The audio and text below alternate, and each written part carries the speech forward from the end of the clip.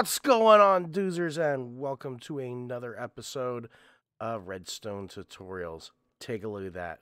Look at that. Look at that behemoth go. This is a super smelter design. It's been out for a little bit now, but man, it's fast. It's fast, and it's pretty much even too. Got one or two furnaces that's acting a little bit dumb, but that's okay. Because, guys, this is an efficient furnace. All right. The other nice thing is it is lag friendly. The other one, which I believe we have sitting over here, one of the things I noticed with this is the hopper minecarts do generate a decent amount of lag when you're playing in the game. So this one, it's at first I thought it was going to be a little bit slower. It's actually way quicker. I'm going to say about double the speed, actually, because everything gets evenly distributed. I know I got these three furnaces here, and I'll show you how to fix that too. But the nice thing about this particular design is it's super, super fast. Everything goes in evenly, and there's no hopper minecarts, which means that you're not going to have anywhere near the amount of lag that you would have had in the other one. So let's get right into the tutorial. So the first thing you're going to need to build this, you're going to need, for a small one, you're going to need 15 chests, 64 hoppers, 77 hoppers, I'm sorry. It is a little bit of iron heavy here. 2 comparators, 2 repeaters, 2 torches, 30 pieces of redstone dust, 16 wool or 32 blocks of your choice, really, and then 6 chests. So let's get this right on in the inventory, and we're going to get right into the build. Okay. So the first thing that we're going to do is we're going to just take our wool here, and we are going to put, let's see here, we are going to put in our output chest. Now, the output chest is where everything's going to feed into as it's being built.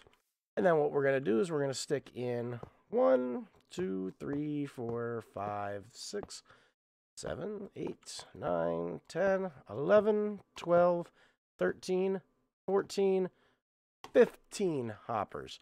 All right. And that's going to make our hopper line. And as you can see, they're all pointing into each other and then into this chest. Okay.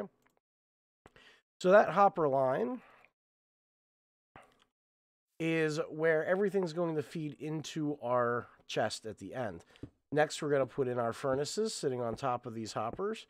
And keep in mind, this one, if you're playing on the Java edition, your finger's going to get a little bit tired because you are going to have to shift click all of this, which means everything that we're putting in, you have to be crouched down whenever you're putting it in. So it can get a little bit tedious. Okay. So the next thing we're going to do is we're going to come over here and we're going to put a hopper going into the furnaces. And we're going to go all the way out to number 15, just like that. Good. And then what we're going to do is we're going to come down here and we're going to put in a temporary, well, this one's actually not going to be a temporary block. This one we're going to need, but this one is a temporary block. Okay. And then what we're going to do is we are going to put furnaces feeding into each other. So if I come over here, you'll see that they aren't actually going into these other hoppers. These are all going into each other and then dead ending there in that block. All right. And the reason is like we've talked about before, hoppers' first goal is to bring items in, not to take items and put them into another container. So it wants to bring the item in and then push. So what it's going to try to do is it's going to try to push all these items down here. And when it can't get any further, then these are going to start pulling them in. Now, the next thing that we're going to do is we're going to use the concept that you can lock a hopper. And what that means is when you lock a hopper, it gets a redstone signal and it freezes. It no longer works. Okay. So to lock the hopper, what we're going to do is we're going to start by putting a comparator there, going into a block. We're going to put a line. Oops. coming straight down our hoppers, just like that. And then we're going to run a line of redstone dust right to the end, and we're going to put a repeater facing into that line, okay? Put a redstone torch right there, and now all of these hoppers are now locked, which means that none of these lower hoppers can take in any items until this line is off, okay? Next thing we're going to do is we're going to put this repeater on a 1-tick delay, okay? Now, the next thing that we're going to do is we're going to be putting in another row of hoppers going into the back. And this time, these are going to be facing into the furnace again. And this is going to be our fuel line.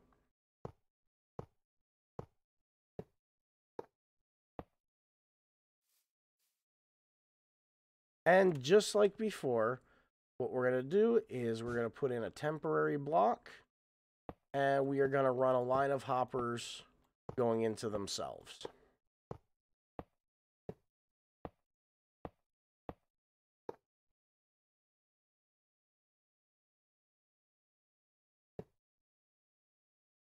So again, all those hoppers are going into themselves, right? Like that. We're going to knock out that temporary block. And just like we did before, we're going to put in a block in front of that hopper there that goes to nowhere. We're going to put in a comparator, a redstone torch,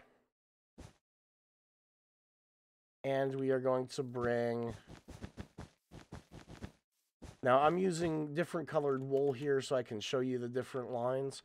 But again, you can use any block that you want as long as that block can transmit or hold redstone. Now, keep in mind, there's a lot of rumors, and it looks like it's going to be working as intended. With 1.14, you'll actually be able to run redstone on glass blocks, which could get really interesting. I know for me to be great because I could actually see where my redstone is going, and I don't have to sit here and go, oh, I think it's up here. So I hope they leave that in. I really do. But, I mean, if they don't, it's okay. So the next thing that we've got to do is, again, these hoppers are locked.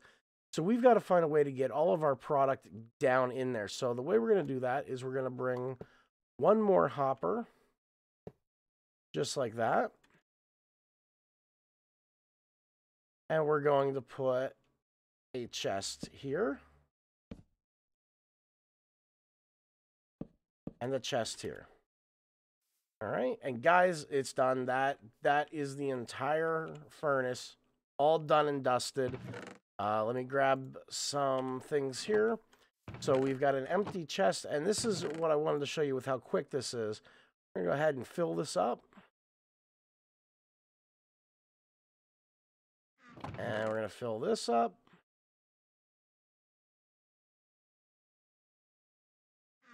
And watch how fast this is, guys. I mean, you're going to be, with just this single unit, you're going to be doing, on average, you should be able to smelt through a stack in about 30 seconds, maybe a little bit quicker. Still like to know...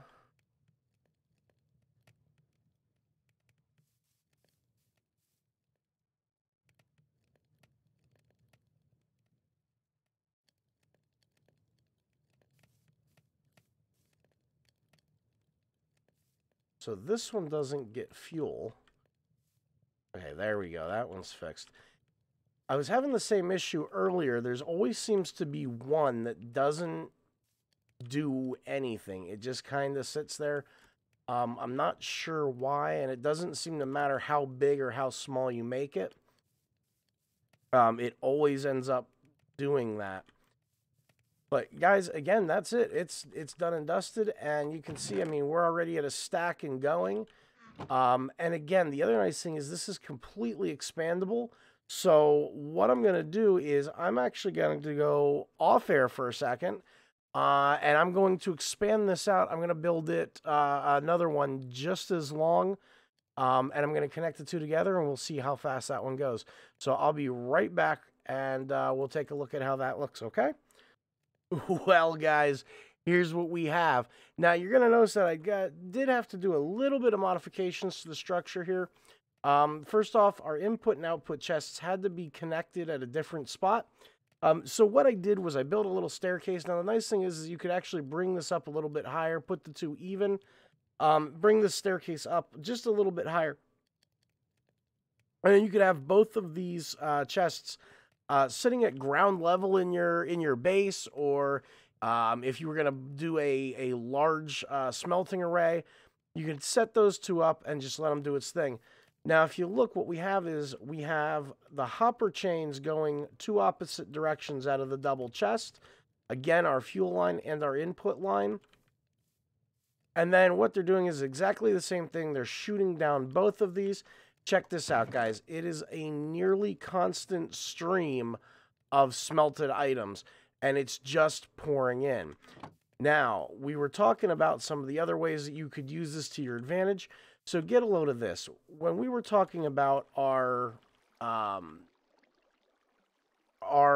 kelp farm, what I'm going to do is I'm going to figure out where I put a hole here. There we go. Another one here.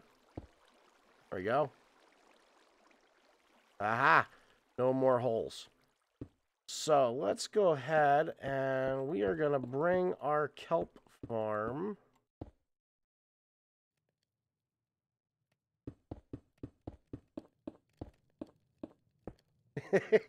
I love watching them fly up over the air like that. It's awesome. All right, so this is our fuel. This is our input. So that's where we want everything to go. So we're going to do that. Grab one of these hoppers quick, and we're going to put that right in like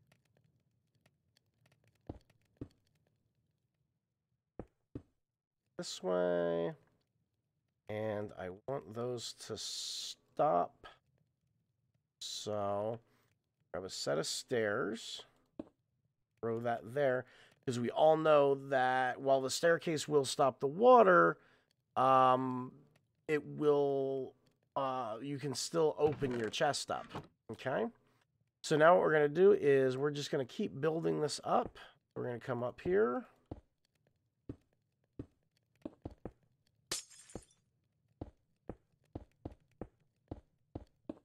And I am just going to extend this line right out. Connect it right up to the existing kelp farm. Now we are going to have to do a little bit of modifications with the way this part is. We'll be adding in some packed ice, make the items slip a little bit better. And then we're going to also be adding in some, we're going to have to add in a couple of trapdoors or gates, just so that we can control the flow of the water a little bit better. Let's go ahead and grab some packed ice.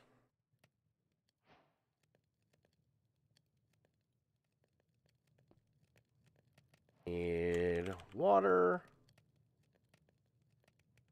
And we are going to need, you know what, we're just going to use signs.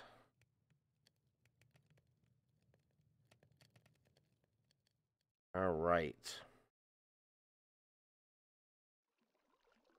So let's make a stop here. That way they don't keep shooting off into the air. And now this is where things are going to get a little bit different, because what we're going to actually have to do is everywhere where the water stops like this, we're going to knock out a block and we're going to put in packed ice. And we're going to put in a sign. And then we're going to put water in the sign. We're going to follow that down there. And we're just going to keep repeating this all the way down.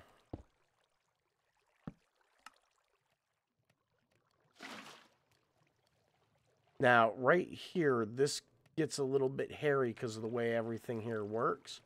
And I also don't want to mess up my redstone underneath, so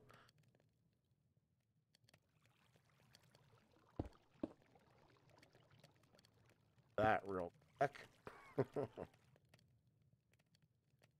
So I don't want this hitting this corner and getting stuck. So what I'm actually going to do is I'm going to break my glass here and put the sign in. And that way what I can do is I can actually let the water go this way. Okay. And we're going to put in, we're almost done. And bang meringue. All right, so last but not least, I'm going to put a piece of glass there. That's going to act as my stopper. So now what you're going to see is all of our items are going to come through this system here. And what I'm going to do is I'm just going to quick feed it.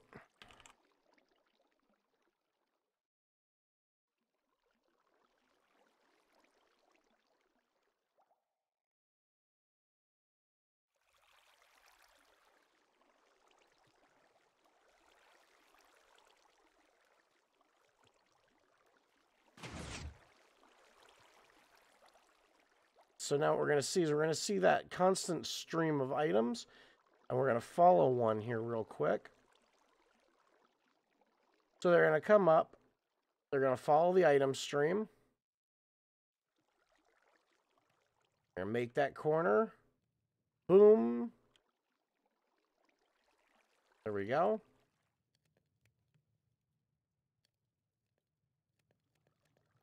Now, one of the other things that you can do is if you see something like that happening, you can actually put a sign right there, just like that. And now what should happen...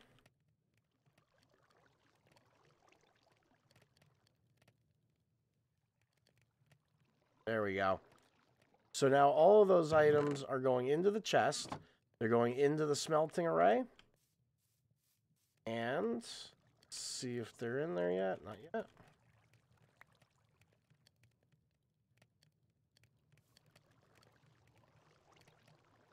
Okay, so they are now evenly distributed in all of these hoppers. They're not over there yet. There we go. So what's going to happen is as soon as it's done with all that glass, now what it's going to do is it's in my survival base, what I have happening right now is my kelp farm feeds directly into my smelting array. So what I can do is I can come in here at any point in time and I can throw in whatever I need to smelt at that moment. But when I'm not actually smelting, what's going to happen is it's just going to produce more fuel to run my farm. Which means that I've constantly got a source of fuel going on. All I've got to do is come over here and craft a few blocks and I'm good to go. But guys, look at this. Look at how ridiculous the output is on this. Okay? So again, I hope this is something that you're going to use in your current villages, your current worlds. Again, any questions, comments, or concerns, feel free to hit a comment in the boxes below. Also, guys, don't forget to subscribe, like the video if you thought it helped. More importantly, gently tap. Don't hit it. Don't smash it. There's no need. Gently tap the subscribe button. Gently tap that notification icon. And then you're going to keep getting notified every time I post a new video. So again, I'll be doing a tutorial on different ways to do waterways. This was just a quick one. But again, this is a fully functional super smelter. My words just do not want to work with me today.